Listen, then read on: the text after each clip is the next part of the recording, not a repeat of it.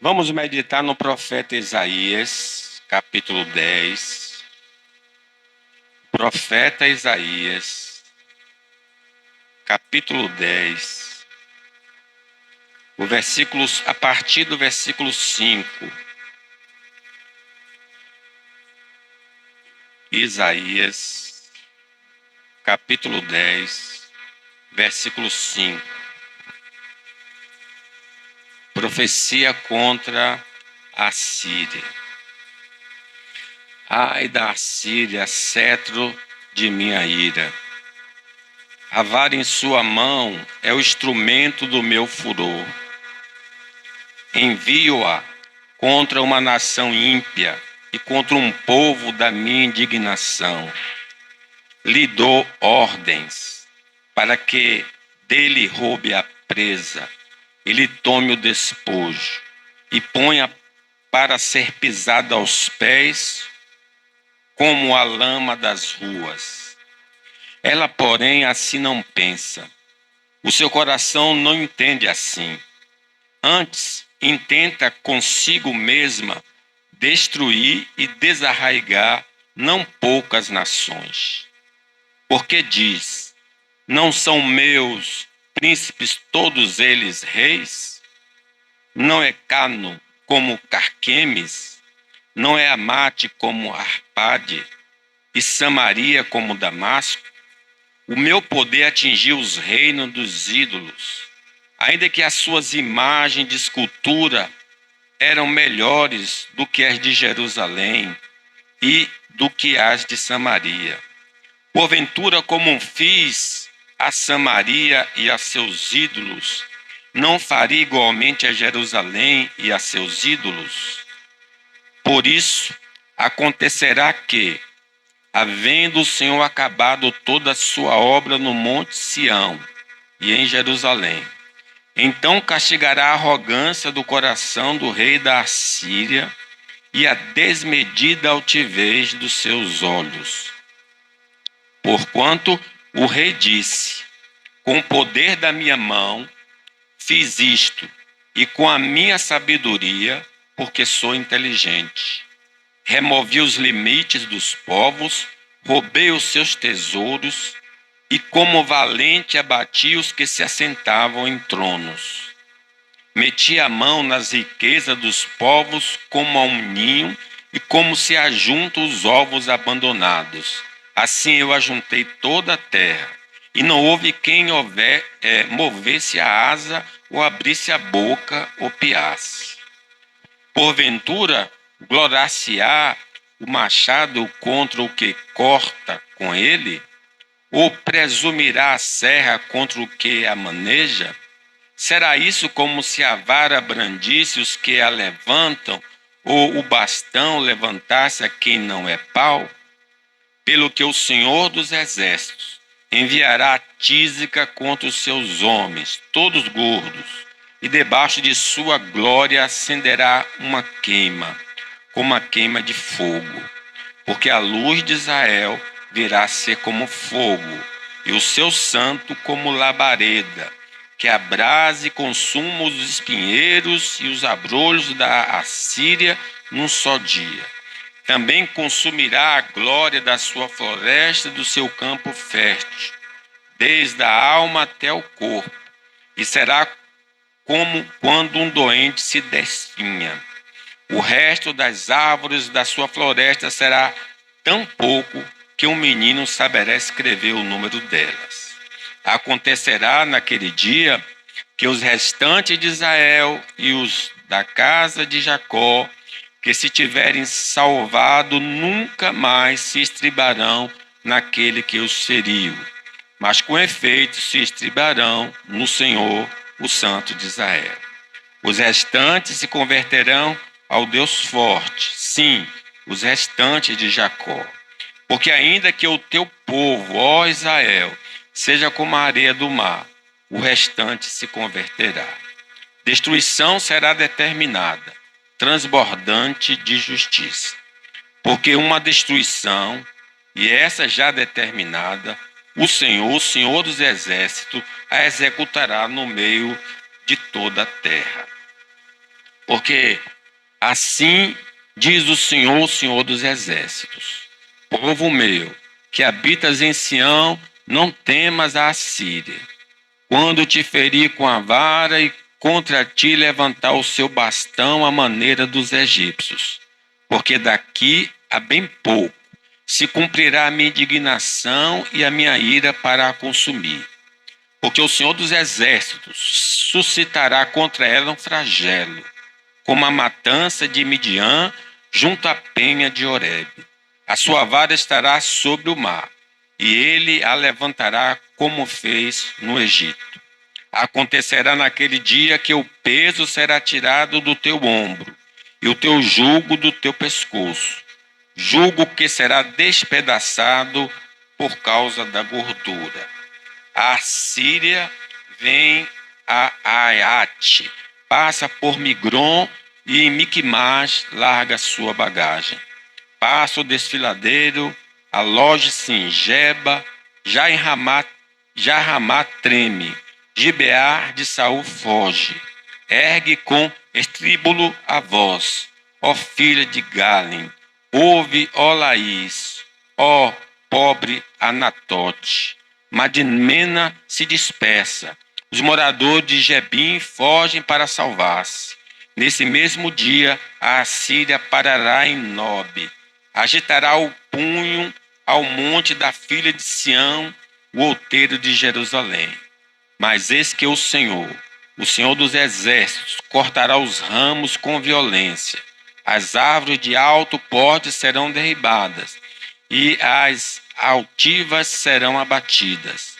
Cortará com o ferro as brenhas da floresta, e o Líbano cairá pela mão de um poderoso. Amém. Vamos meditar, irmãos, nesta manhã, sobre a instrumentalidade de Deus. Deus usa instrumentos para a execução da sua vontade.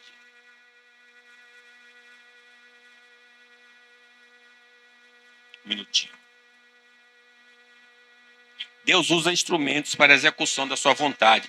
E aqui nós, se percebermos pela leitura, Deus está usando os assírios para disciplinar o seu povo, Reino do Norte, Reino do Sul. Mas o texto também deixa claro que esse que é o instrumento de Deus, mais tarde será punido pelo próprio Deus. A pergunta que eu vou tentar desenvolver aqui, que tipo de instrumento nós queremos ser? Ser um bom instrumento na mão de Deus ou ser um mau instrumento? Alguém que faz a vontade de Deus, mas não tem comunhão com Deus. Então a Assíria, nessa passagem, é a vara de Deus. É o instrumento de Deus para punir nações, em especial o Reino do Norte e Reino do Sul. E a gente nota então que Deus usa instrumentos de juízo contra a humanidade pecadora.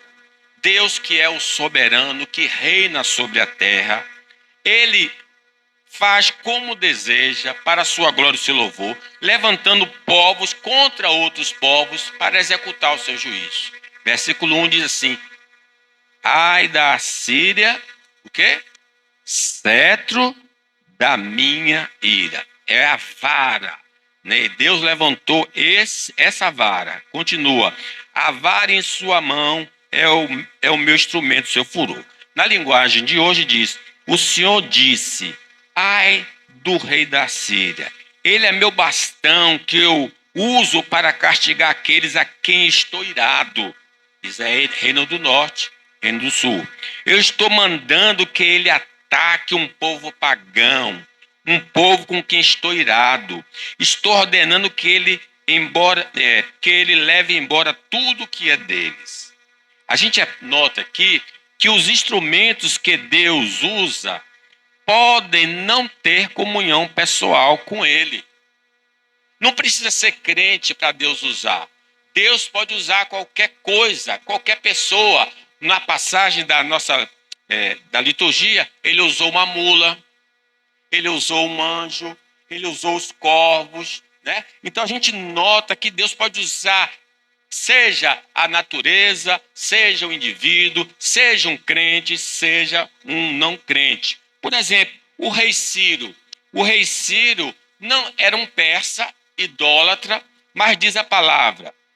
Porém, no primeiro ano do rei Ciro, rei da Pérsia, para que se cumprisse a palavra do Senhor por boca de Jeremias, despertou o Senhor o espírito de Ciro, rei da Pérsia, o qual fez passar pregão por todo o reino, como também por escrito, dizendo: assim diz Ciro, rei da Pérsia, o Senhor, Deus dos céus, me deu todos os reinos da terra e me encarregou de edificar uma casa em Jerusalém. Quer dizer, esse ímpio foi usado por Deus para dar ordem para que os judeus voltassem à terra prometida e construíssem o templo do Senhor. Deus usa ímpios para punir ímpios, porque por isso o Senhor fez subir contra ele o rei dos caldeus, o qual matou seus jovens à espada na casa do seu santuário, e não teve piedade nem dos jovens, nem das donzelas, nem dos velhos, nem dos mais avançados em idade, a todos os deu nas suas mãos. O Nabucodonosor invade a terra de Deus, porque estava em transgressão, e houve uma grande matança. Era um instrumento de Deus contra o povo de Deus. Deus, irmãos, usa, por exemplo, o Estado para punir os malfeitores. Toda autoridade provém de quem?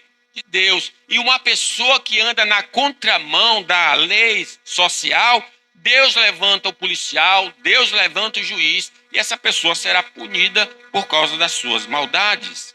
Os instrumentos de punição divina podem ter ou não consciência da sua instrumentalidade. Repare, na leitura de Ciro, Ciro diz assim: Deus me levantou, ele me mandou edificar a casa dele. Então, houve algum tipo de revelação dada a ele que ele deveria fazer isso. No caso dos assírios, não há nenhum tipo de revelação, mas eles são usados pelo Senhor para fazer o que Deus determinou. As pragas no Egito demonstram que qualquer coisa pode ser usada por Deus para punir os malfeitores. Gafanhoto, as úlceras, os piolhos, as moscas, tudo Deus estava usando ali para punir os egípcios. Ser, então, um instrumento de Deus não indica que somos filhos de Deus, mas só uma vida transformada é que autentica a nossa filiação. Se eu digo assim, eu estou sendo usado pelo Senhor, não quer dizer nada. Deus usa uma mula, se Ele quiser. Aí o importante é saber se você é do Senhor. E você só vai saber se é do Senhor, não porque Deus está te usando, mas porque você anda em novidade de vida, né? Pelo fruto se conhece uma árvore. O instrumento é um enviado de Deus para um propósito específico e deve ser reconhecido como tal. Seja uma mula, Balaão tinha de reconhecer que foi Deus que enviou, também um anjo. Seja um ímpio, eu preciso reconhecer que naquele momento Deus está usando aquela pessoa para me advertir. Vejam, em segundo lugar, a Síria, a vara de Deus. Os instrumentos de Deus podem se ensoberbecer com o poder que Deus lhe dá. Observe, versículo 7. Mas o rei da Síria quer mais do que isso. Deus mandou ele ter uma missão, mas ele aí muda o propósito. Ele tem os seus próprios planos. Só pensa em conquistar muitas nações e destruí-las completamente. Ele diz: todos os meus comandantes são reis. Tenham conquistado muitas cidades, Calno, Carquemes, Amate, Arpade, e também conquistei Samaria e Damasco. Já derrotei reinos pagãos, onde o povo adorava muitos ídolos, mais ídolos do que há em Jerusalém e Samaria. Já destruí Samaria e seus ídolos, e farei o mesmo com Jerusalém e com seus ídolos. Quando o Senhor terminar tudo o que está planejando fazer no Monte Sião e em Jerusalém, então ele vai castigar o rei da Síria. Aquele homem orgulhoso e vaidoso, pois o rei diz: fiz tudo isso com a minha própria força e com a minha sabedoria, pois sou inteligente. Mudei de lugar as fronteiras dos países e fiquei com todas as suas riquezas. O que é que está acontecendo aqui? Deus, na sua sabedoria, deu exército a ele, deu equipamento militar a ele, deu inteligência de guerra e ele começou a conquistar. Toda essa habilidade vinha do Senhor. Mas ele deduziu: não, isso que eu estou fazendo procede de mim mesmo. É com a minha força, com o meu braço, com a minha inteligência que eu estou tendo a vitória. Então, nós notamos aqui que os instrumentos de Deus podem sim ensoberbecer.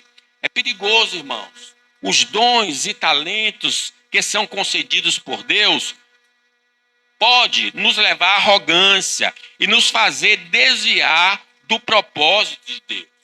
Lembre de Sansão. Ele tinha uma força incomum para derrotar os adversários, mas ele começou a brincar com o erro. Ele, inclusive, disse a Dalila onde residia a sua força, na comunhão com Deus, não cortar o cabelo, e quando Dalila cortou o cabelo dele e gritou: Sansão, os filisteus estão vindo. Aí Sansão disse: eu vou sair como antes, posso fazer qualquer coisa. E ele perdeu, porque ele se desviou do propósito de Deus. A bênção da prosperidade concedida pelo Senhor pode se tornar uma pedra de tropeço para nos afastar do Senhor. Deus, toda boa dádiva, todo dom perfeito, vem dele. Então você recebe um salário melhor, uma condição melhor, é graça do Senhor, mas você pode deduzir: não, foi o meu esforço que eu consegui. E aí trilhar o caminho que lhe apraz. Diz o salmista, o Provérbios: afasta de mim a falsidade e a mentira. Não me des nem a pobreza nem a riqueza. Dá-me o pão que me for necessário, para não suceder que, estando eu farto, te negue e diga: quem é o Senhor? É isso que está acontecendo com o rei da Síria. Diante de tanto avanço, diante de tanto poder, ele diz: eu posso fazer o que eu quiser, porque eu sou poderoso. A família, por exemplo, é uma dádiva de Deus e pode tomar o lugar de Deus, afastando o homem do caminho do Senhor. O pai, a mãe, os filhos são presentes do Senhor e a gente deve glorificar a Deus. Mas o Senhor adverte: quem ama o pai ou a sua mãe mais do que a mim, não é digno de mim. E quem ama a seu filho ou sua filha mais do que a mim, não é digno de mim. É quando o instrumento de Deus toma o lugar do próprio Deus na nossa vida. A dádiva de sucesso profissional ou acadêmica pode nos iludir e nos fazer abandonar o caminho do Senhor. Sim, muitos, quando conseguem um caminho melhor profissionalmente, dizem: eu consegui, foi com o meu esforço, eu não preciso de Deus, eu mesmo vou chegar lá. Meus irmãos, o dinheiro, por exemplo, é uma coisa que a pessoa diz: o dinheiro vai resolver as minhas dificuldades. E aí Deus até concede às vezes o dinheiro para a gente e essas dificuldades são resolvidas e a gente passa a conceber o seguinte: foi o dinheiro que me tirou dessa situação. Agora pense, Jobs, o homem da Apple, com câncer, pâncreas, bilionário. O dinheiro não pôde ajudar ele. Para provar o quê? Que o dinheiro não tem poder de mudar. Quem muda é Deus, usando o que ele achar por bem para a sua glória e seu louvor. As bênçãos do Senhor são para serem desfrutadas e utilizadas para a glória de Deus. Mas quando não entendemos assim, elas nos afastarão do propósito de Deus devido à nossa ignorância espiritual. A mania de grandeza pode inundar o nosso coração pelas bênçãos recebidas e nos levar a pensar que podemos fazer qualquer coisa, nos tirando da rota do Senhor. Foi o que estava acontecendo com o rei da Síria. Ele achava que era ele podia fazer o que ele bem entendia. A queda dos nossos pais não foi por falta de bênçãos, mas de andar por caminhos que Deus havia proibido. Eles tinham tudo lá no deserto, lá do jardim. O que eles não poderiam fazer era comer do fruto proibido. Mas eles quiseram justamente ir por caminhos que não condiziam à vontade de Deus. A Síria, a vara de Deus. Os instrumentos de Deus depois de ter cumprido a missão, serão punidos por Deus por causa da arrogância. Versículo 12 diz: quando o Senhor terminar tudo o que está planejando fazer no Monte Sião e em Jerusalém, então ele vai castigar o rei da Assíria, aquele homem orgulhoso e vaidoso. Então Deus usa o malfeitor para cumprir os seus propósitos e no tempo devido vai chamar esse malfeitor que foi usado para discipliná-lo. Irmãos, os instrumentos de Deus que transgredirem não serão isentados de punição por ter sido usado por Deus para cumprirem a sua vontade. Diz a palavra do Senhor: também contra mim se dignou o Senhor por causa de vós, dizendo: também tu lá não entrarás. Está se referindo a quem? A Moisés. Moisés foi usado 40 anos e Deus disse: a você transgrediu. Você não vai entrar na terra prometida. Os instrumentos de Deus não têm em tempo algum nenhuma licença para pecar. Se o fizerem, a mão do Senhor se voltará contra ele em tempo oportuno. Diz a palavra de Deus: pelo que o Senhor se indignou contra Salomão por causa dos ídolos, pois desviaram o seu coração do Senhor, Deus de Israel, que 2 vezes lhe apareceram. Vocês estão vendo que mesmo sendo usado por Deus, se a gente andar por caminhos equivocados, o próprio Deus se voltará contra nós. Muitos instrumentos de Deus estarão no inferno, mesmo tendo feito a obra positiva de Deus. O que é que diz lá em Mateus? Muitos me dirão naquele dia: Senhor, em teu nome não profetizamos? Em teu nome não expelimos demônios? Em teu nome não fizemos isso e aquilo? E o Senhor dirá: não conheço você. Apartai-vos de mim, vós que praticais o pecado. De fato, eles foram usados, mas eles não tinham um relacionamento real com o Senhor. Muitos instrumentos de Deus enviados para castigo dos malfeitores terão o mesmo fim dos pecadores impenitentes. Quer dizer, a Síria era o instrumento para disciplinar Israel, mas depois ela foi disciplinada pelo Senhor, porque a Babilônia se levantou e destruiu os assírios, e até hoje não existe mais essa nação, porque eles se rebelaram contra Deus. Não sejamos um instrumento de Deus que vive em transgressão, pois isto não nos dará recompensa eterna, mas punição eterna.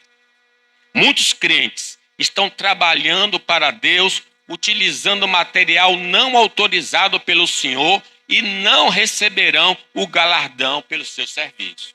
Porque só posso trabalhar para Deus da maneira que Deus deseja. Porque um dia as nossas obras vão passar pelo fogo. E a palha, a feno, a ouro, a prata, só uma obra verdadeira haverá autorização do Senhor. A Síria, a vara de Deus. Os instrumentos de Deus, porque foram disciplinados pelo Senhor, levará os homens a confiar em Deus e não nos instrumentos. Vejam o que diz o versículo 20. Naquele dia, os poucos de Israel que ficaram vivos não vão confiar mais nos assírios que os fizeram sofrer.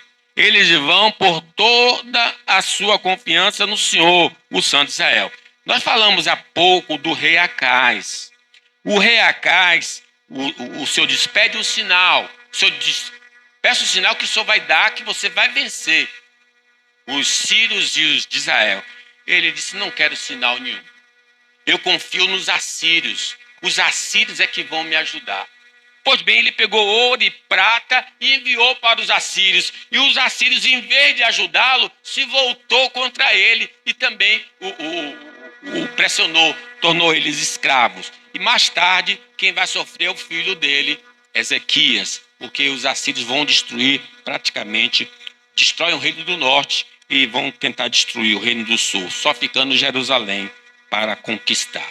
A nossa confiança, irmãos, deve estar no Deus vivo e verdadeiro. Mas nossa tendência pecaminosa tende a colocar confiança nos instrumentos do Senhor. Não confie nos instrumentos. Diz o Senhor, não confies em príncipes, nem nos filhos dos homens, em que não há salvação. Sai o espírito e eles se tornam ao pó. Nesse mesmo dia perecem todos os seus planos. Bem-aventurado aquele que tem o Deus de Jacó por seu auxílio, cuja esperança está no Senhor, seu Deus. Deus é nosso refúgio e fortaleza, socorro bem presente na hora da angústia. Os pecados registrados dos instrumentos de Deus são para demonstrar que os feitos não foram deles, mas Deus os usou apenas como um canal. Por que se registra o pecado de Moisés? Por que se registra o pecado de Davi? Por que se registra o pecado de Salomão? Por que se registra o pecado do Sansão? Para mostrar que não foram eles que libertaram o povo, foi Deus usando eles para a sua glória e seu louvor. Antes te lembrarás do Senhor teu Deus, porque é Ele que te dá força para adquirir riqueza, para confirmar a sua aliança que sob juramento prometeu a teus pais, como hoje se vê. As punições aplicadas nos instrumentos de Deus pelo Senhor, devido aos seus pecados, demonstra que a mensagem trazida por eles é o que é essencial, para não endeusarmos os instrumentos. Diz a passagem que o corpo de Moisés foi escondido para o povo não adorar a Moisés. Meus irmãos, o que Deus quer mostrar para a gente não é o que Moisés fez, é o que Deus usou a Moisés para fazer, o que ele transmitiu é que nós devemos guardar.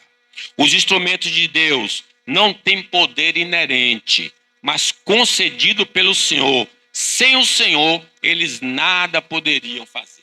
Foi Gideão, o Senhor apareceu e Gideão, vá nessa tua força e você vai libertar o meu povo. Ele disse, como que eu vou libertar? Eu sou da família mais pobre, eu sou o mais novo da minha casa. Aí Deus mandou ele com 300 homens, contra 150 mil homens, e ele teve a vitória. Louvado seja Deus, para mostrar que Deus é que dá a vitória. Muitos têm confundido as bênçãos de Deus com o próprio Deus. Isso é idolatria. Meus irmãos, Deus nos dá o trabalho, Deus nos dá a saúde, Deus nos dá a vitória, mas isso não é Deus, isso é um presente de Deus para nós. Vamos adorar o Deus vivo e verdadeiro.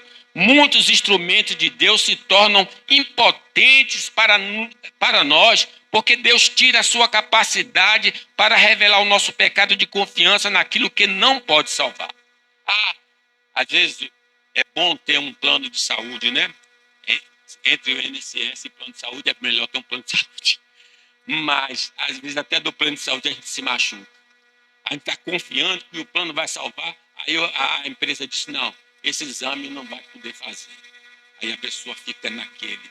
Gente, não é que não tenha plano ou qualquer outra coisa.